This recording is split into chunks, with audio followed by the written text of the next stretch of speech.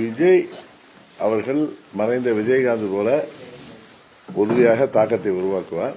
அந்த தாக்கம் ஆளுங்கட்சியாகிய திமுகவிற்கு மிகவும் பெரிய பாதிப்பை ஏற்படுத்தும்.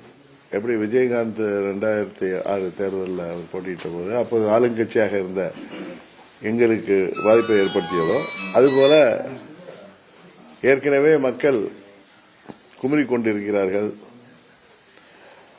எப்பொழுதுமே திமுக ஆட்சி இருக்கிறப்ப மக்களுடைய எதிர்ப்பு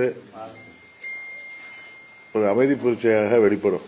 2001 தேர்தலுக்கு முன்ன அப்படிதான் இருந்துச்சு, 11க்கு முன்பும் அப்படிதான் இருந்துச்சு, இப்ப 26 தேர்தலுக்கு முன்பும் அதேதான். தமிழ்நாடு முழுவதும் அனைத்து தரப்பு மக்களும்